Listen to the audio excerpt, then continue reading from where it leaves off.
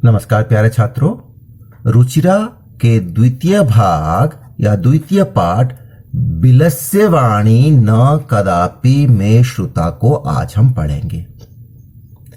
सबसे पहले शीर्षक का अर्थ समझ लेते हैं। बिलस्य, बिल कहते हैं गुफा, षष्ठी विभक्ति का प्रयोग है तो यानी गुफा की, गुफा का के की आप जोड़ देंगे तो गुफा की। वाणी मतलब आवाज, न मतलब नहीं, कदापि कदा प्लस अपि, दोनों संधि विच्छेद किया तो बना कदा प्लस अपि, और ये दोनों के दोनों शब्द कदा और अपि ये है अव्यय।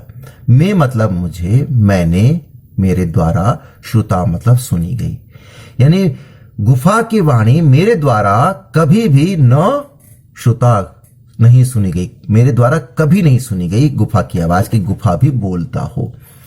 ये इस शीर्षक का अर्थ है। अब ये शीर्षक, ये कहानी आई कहां से, इसके बारे में आपको बता दूं कि एक संस्कृत के बहुत बड़े और विद्वान लेखक हुए थे जिनका नाम था विष्णु शर्मा, जिनकी एक बहुत ही प्रसिद्ध पुस्तक है जिसका नाम है पंचतंत्र। आप सब ने पढ़ी होंगी। कहते उस पंचतंत्र में 5 तंत्र यानी 5 चैप्टर्स हैं। उन 5 चैप्टर में से एक चैप्टर का नाम है काकोलुकीयम। कहते उस काकोलुकीयम में से ये कहानी ली गई है। बहुत सारी कहानियां हैं इस चैप्टर में, उसमें से ये कहानी ली गई है। इनकी जो कहानी है, पंचतंत्र की जो कहानी है, इसमें पशु पक्षियों को विष्णु शर्मा ने अपना कैरेक्टर बनाया है और उन पशु पक्षियों के आधार पर जीवन में आने वाली समस्याओं का समाधान बताने का प्रयास किया है। तो इस कहानी के माध्यम से भी हम ये जानेंगे कि किस तरह से जीवन में यदि कोई परेशानी आ जाए तो कैसे उसका हमें समाधान खोजना चाहिए। आपकी बुद्धि कितनी शार्प होनी चाहिए, किस तरह से आप समस्या का समाधान ढूंढ सके, वो आज हम इस चैप्टर में पढ़ेंगे। कहानी की शुरुआत करते हैं। कहानी है क्या? कस्मिंश्चित् वने खरन खरः नाम सिंह प्रतिवसति स्म, सः कदाचित् इतस्ततः परिभ्रमन् क्षुधार्तः न किंचिदपि आहारं प्राप्तवान्। ततः सूर्यास्त समये एकां महती गुहां दृष्ट्वा सः अचिन्तयत्, नूनम् एतस्यां गुहायां रात्रौ कोऽपि जीवः आगच्छति, अतः अत्र एव निगूढ़ो भूत्वा तिष्ठयामि इति। ये कहानी है, शुरुआत है कहानी की। नीले अक्षर वाले जो शब्द हैं वो शब्द हैं आपके अव्यय शब्द। अव्यय जिसमें किसी तरह का कोई बदलाव नहीं आता, लिंग वचन विभक्ति के अनुसार कोई बदलाव नहीं आता। इसके साथ साथ मैं आपको इसमें और भी जो ग्रामर से संबंधित जानकारी है वो सारी जानकारी आपको दूंगा, आप इसको ध्यान से देखें। सबसे पहले हम लेते हैं प्रतिवसति। इसको जब विच्छेद करेंगे तो बनता प्रति प्लस वसति। वस धातु है प्रथमा विभक्ति एक वचन और प्रति आपका है उपसर्ग, तो मिलकर बना प्रति वसति। दूसरा है परिभ्रमण, इसमें परि उपसर्ग है, भ्रम धातु है और क्षत्रि प्रत्यय का प्रयोग हुआ है, तो परि प्लस भ्रम प्लस क्षत्रि मिलकर बनता है परिभ्रमण। दूसरा हम लेते किंचित अपि। किंचित प्लस अपि मिलकर बनता है किंचित अपि। अपि यहां पर अव्यय है। दूसरा शब्द लेते हैं और किंचित भी आपका अव्यय है। दूसरा शब्द है दृष्ट्वा। दृश्य धातु में कत्वा प्रत्यय जब आप जोड़ोगे तो बनता है दृष्ट्वा, तो दृश्य प्लस कत्वा इजकल टू दृष्ट्वा। दूसरा लेते हैं कोअपि। कह प्लस अपि, अपि नीले अक्षर में है तो यहां पर ये अव्यय है।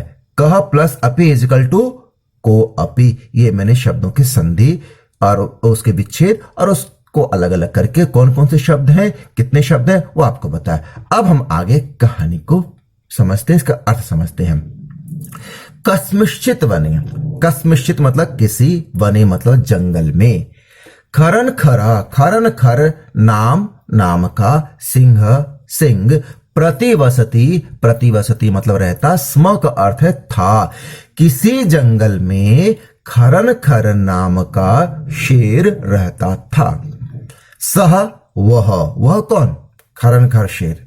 वह कदाचित कभी या एक बार, इतस्ततः इधर उधर, इतस्ततः इधर उधर, परिभ्रमण घूमता हुआ, क्षुधार्तः, क्षुधा कहते भूख, आर्त मतलब परेशान, अपनी भूख से परेशान यानी भूख से तड़पता हुआ, इधर उधर घूमता हुआ, घूम रहा था और घूमता हुआ क्या, न मतलब नहीं, किंचित अवे, कुछ भी, आहारम आहार, प्राप्तवान प्राप्त किया, यहां पर न उठ के बाद में आ जाएगा।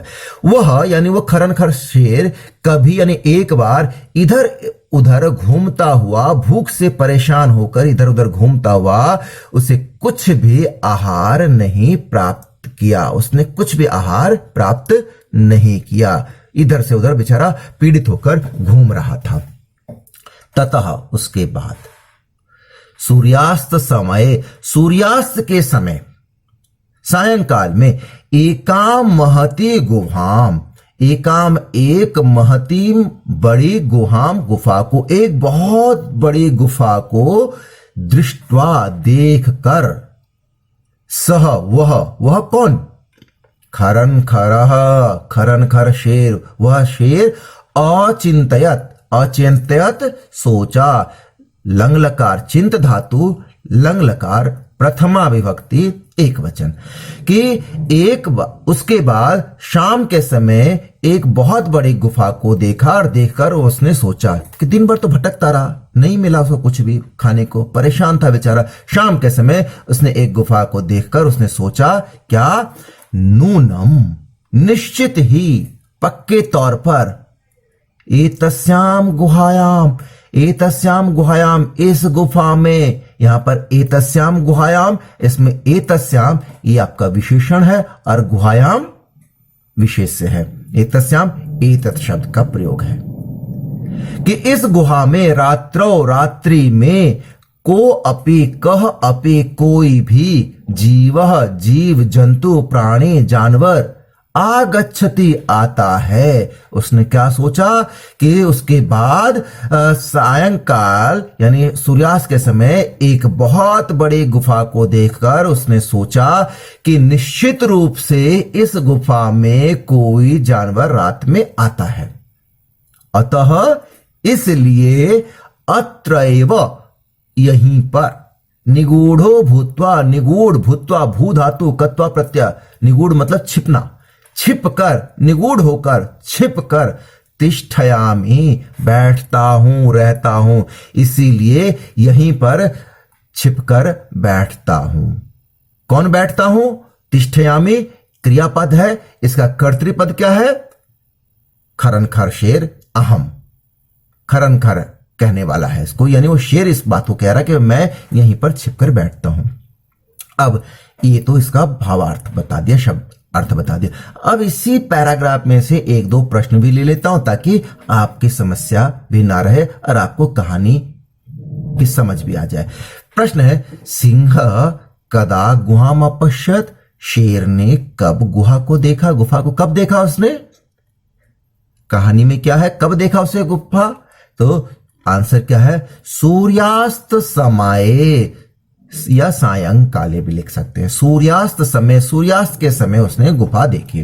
दूसरा प्रश्न है, खरन खरह किम चिंतयति, खरन खर क्या सोचता है, गुफा देखने के बाद क्या सोचता है, तो सोचता क्या है कि नूनम एतस्याम गुहायाम रात्रौ कोऽपि जीवः आगच्छति, अतः अत्र एव निगूढ़ो भूत्वा तिष्ठयामि। ये वो सोचता है कि भाई इस गुफा में रात में जरूर कोई ना कोई जानवर आता होगा, इसलिए मैं यहां छिपकर बैठ जाता हूं, ये उसने सोचा।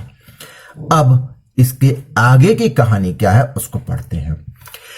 एतस्मिन् अंतरे गुहायाः स्वामी दधिपुच्छ नाम श्रीगालः समागच्छत्, स च यावत् पश्यति तावत् सिंह पद पद्धति गुहायां प्रविष्टा दृश्यते, न च बहिरागता।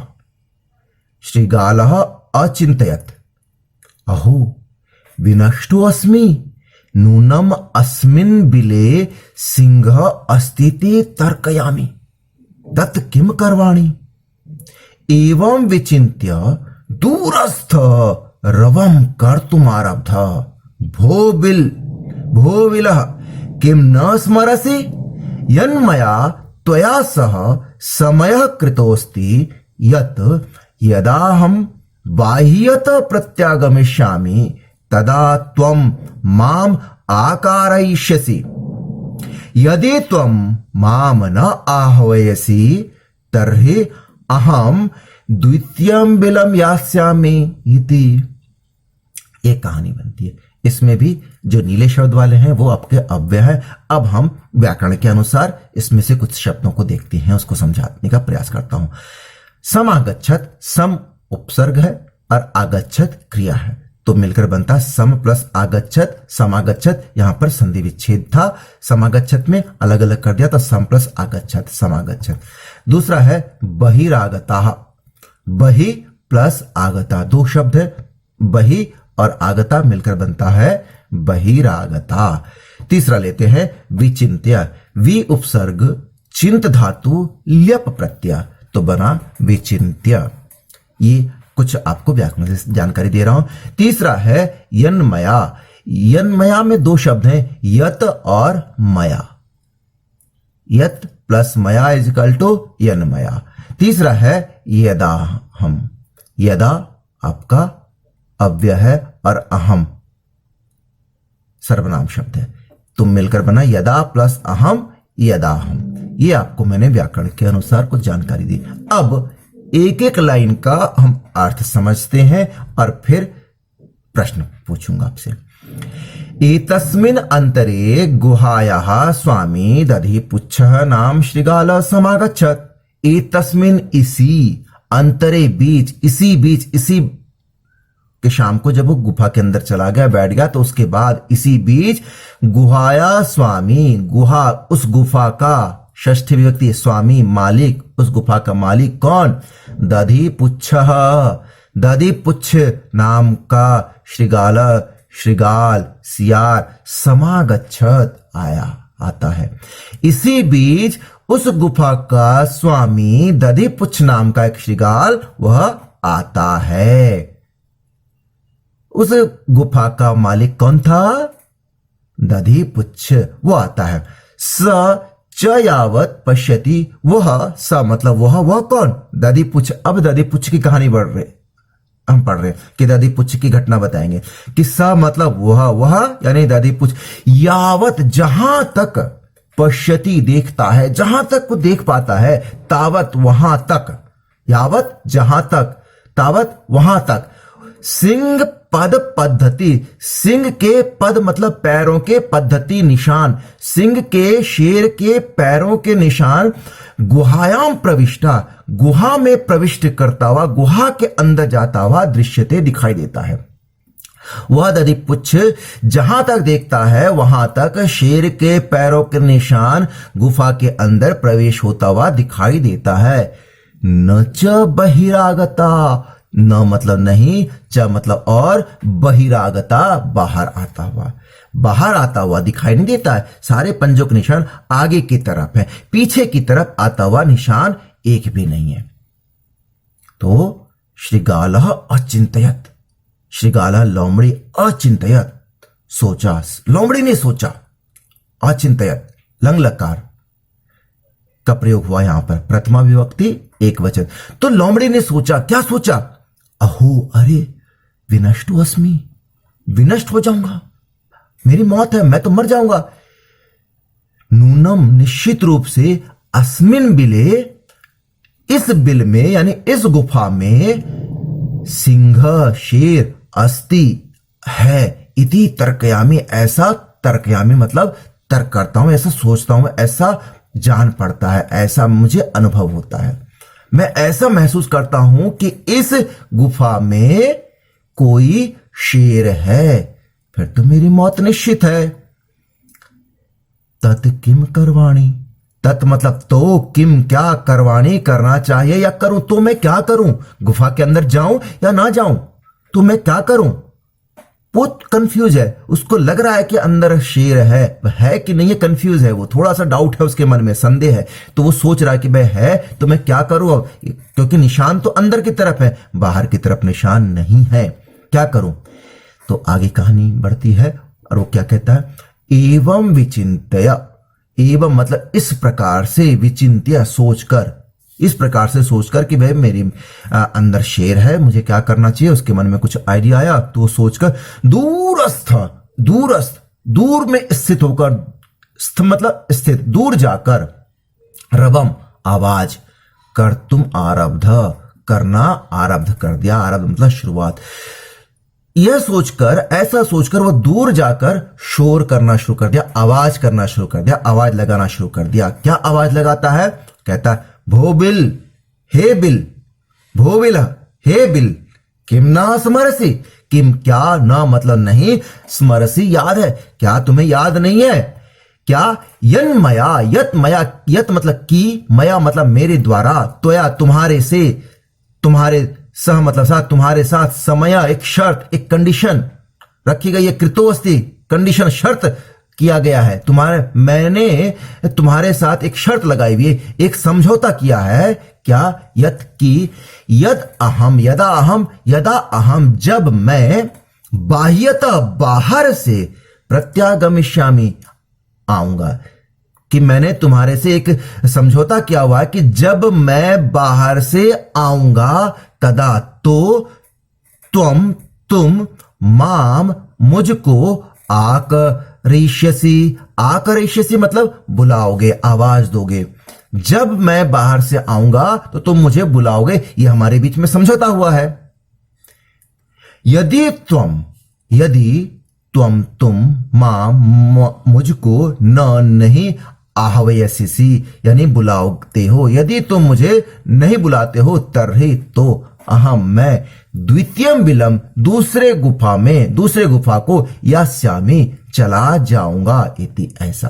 तो वो क्या कहता है? यदि तुम मुझे नहीं बुलाते हो तो मैं फिर किसी दूसरी गुफा में चला जाऊंगा, क्योंकि हमारे साथ तो समझौता है कि जब भी मैं बाहर से आऊं तुम मुझे बुलाओगे, यदि नहीं बुलाते हो, आवाज नहीं देते हो, तो फिर मैं इस गुफा को छोड़कर किसी और गुफा में चला जाता हूं, वहां चला जाऊंगा। ये उसने अपने बुद्धि का प्रयोग करते हुए ये प्रश्न किया।